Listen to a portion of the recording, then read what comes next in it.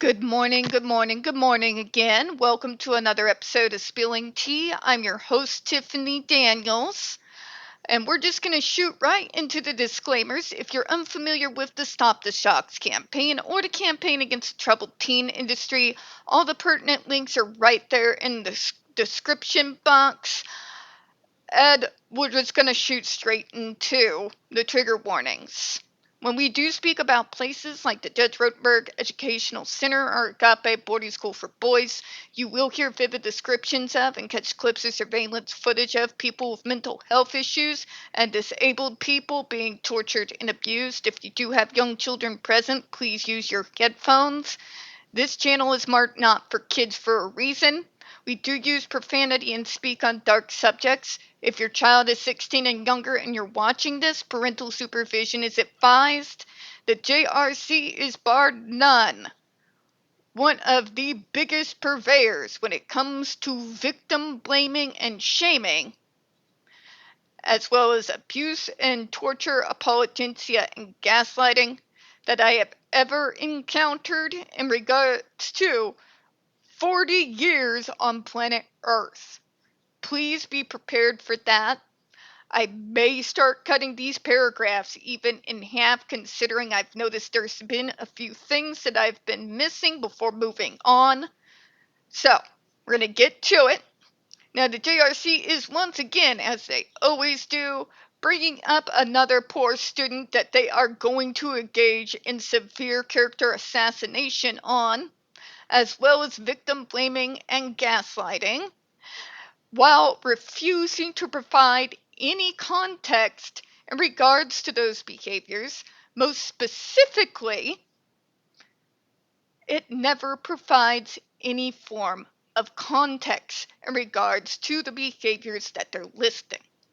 They are not breaking down for you when these behaviors are taking place, what is going on at the moment when those behaviors are coming out, environmental wise, socially wise, nothing.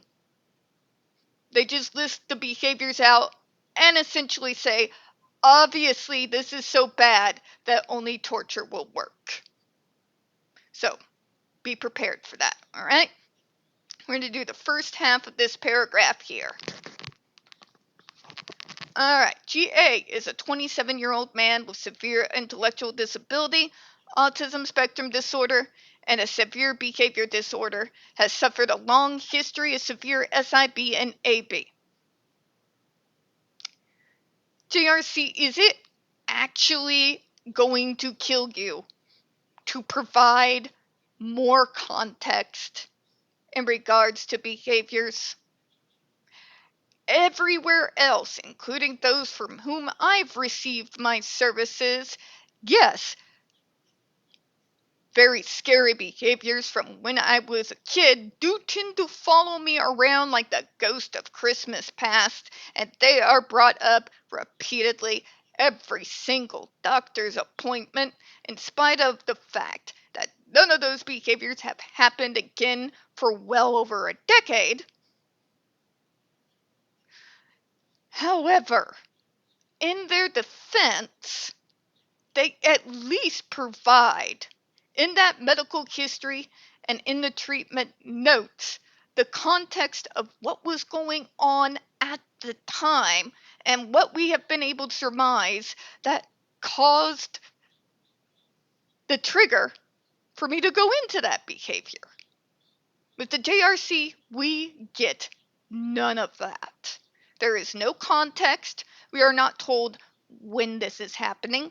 We're not being told what was going on at the time when these behaviors are manifesting. Nothing.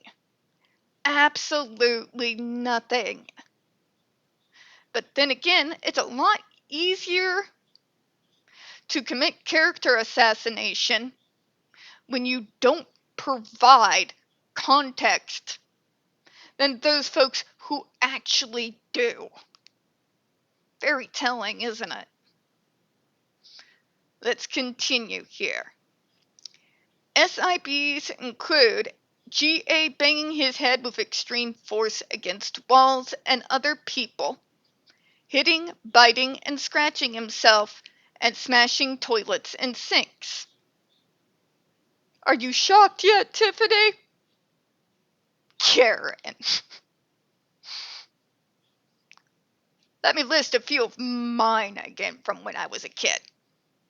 Slamming my head repeatedly at full force into walls, doors, carpeted and uncarpeted floors. Digging nails into my arms until I drew blood. Punching myself in the hips, in the face, in the jaw, in the cheeks, and at the top of my head. And I'm afraid that's just for starters. Okay? Difference is, the context behind that was I was in a very horrific abusive situation where I was specifically targeted by my stepbrother, from whom I received, let's see here, folks, how can I put this delicately? Who spent almost a decade sexually assaulting me, physically assaulting me, emotionally and psychologically abusing me on top of it. Those very dangerous behaviors were motivated by a concert of that and the horrific bullying that I was dealing with in school that led to horrific self-loathing. I was doing that things to myself because that's what I thought I deserved. I remember specifically when I would break down, literally telling myself that everything he was doing to me was my fault and that's what I deserved. I shit you not. Okay? When you put things in context like that, as horrible as it is to tell you all and even think about it, you understand where those dangerous behaviors were coming from, as did the folks who were doing my treatment program. Because these things were discussed while we were doing the full functional behavioral assessment. So from that information, we understood that where those behaviors were coming from that were feeding into the autistic side of my brain and fueling my more self-destructive tendencies was due to the abuse and the bullying that I was dealing with at the time. So, what we did with that is, with that context, we now have a better idea as to how to address things. So, we set up counseling and bi-monthly visits to the shrink, as well as providing, considering how severe it was, some supplemental medication in the meantime to help assist me not be quite so self-destructive. This is why context matters when we are in a special talking about these types of behaviors. They don't come out of nowhere. There are reasons why these things happen. Okay? Even if it may be subjective and we don't even know what they are at the time, something pulls us into that self-destructive path. And it's also the same with aggressive behavior towards others, by the way.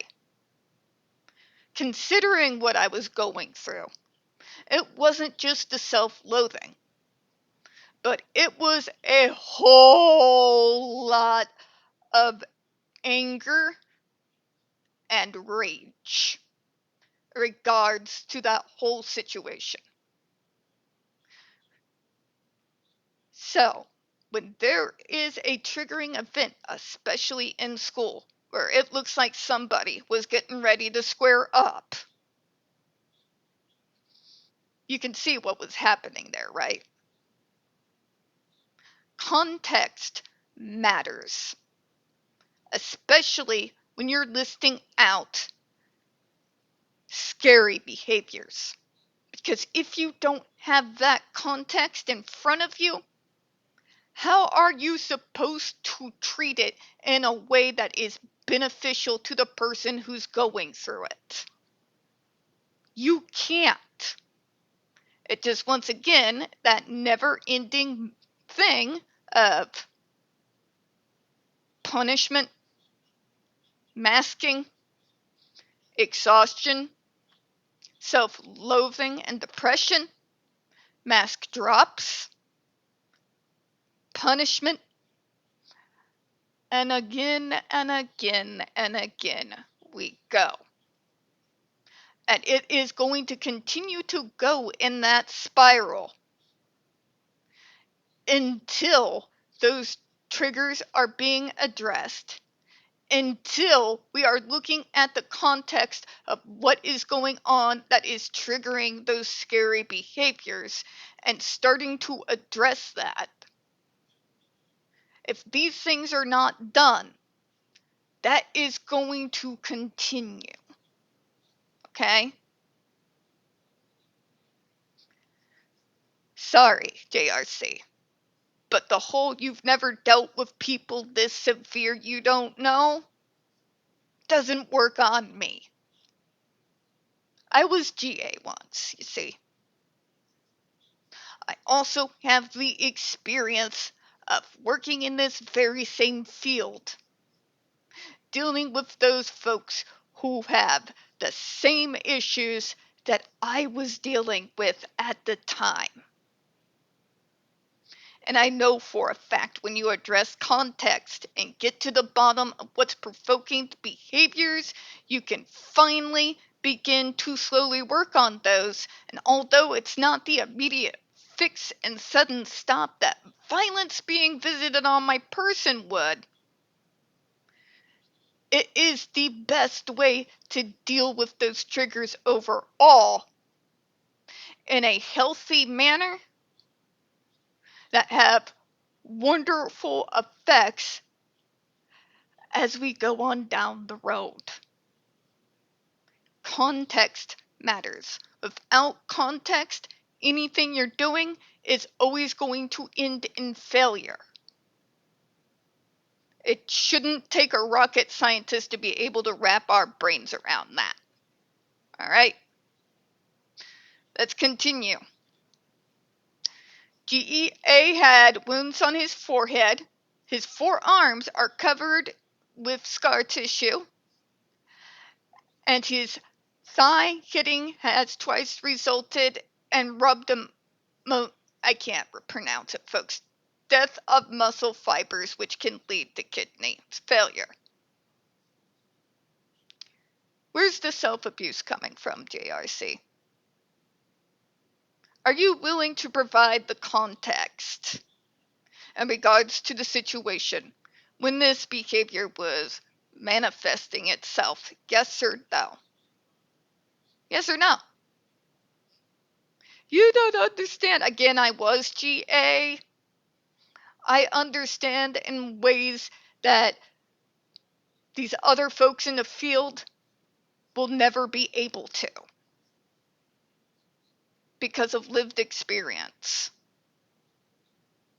Which is why I also know that the GED device is not the only answer and nothing else will work. Because I am a prime example of the fact that that is a complete and utter lie. Okay? Address things logically. Provide context. Be willing to dig to find out what those triggers are.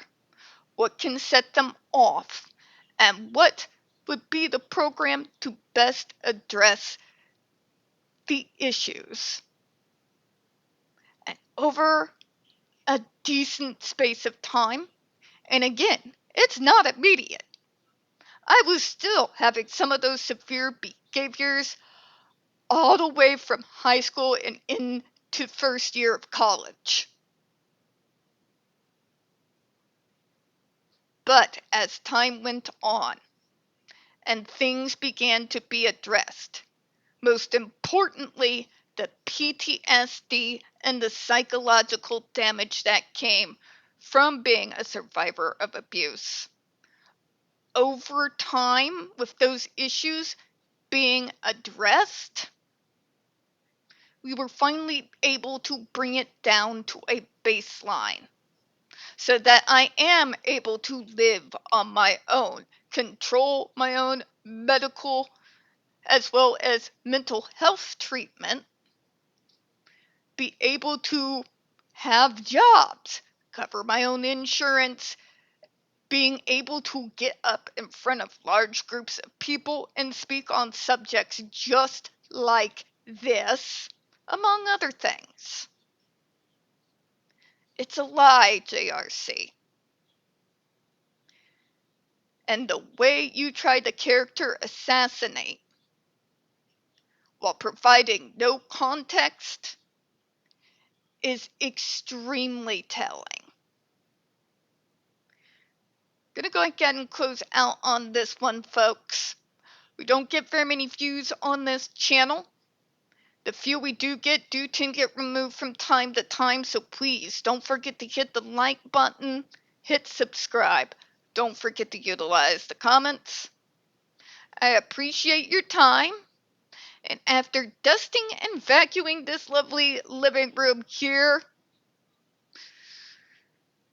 and taking care of, I need a weight rack so bad, folks. My OCD is OCDing today, and it is not happy with all the weights over there, but I prefer to use the weights in the living room as opposed to the regular weight room, because those are the smaller ones, and the ones back there are the larger ones. So I don't know. I gotta get something figured out there, speaking of triggers. I hope you all have a good one. I'll see you all later today. Bye-bye, everyone.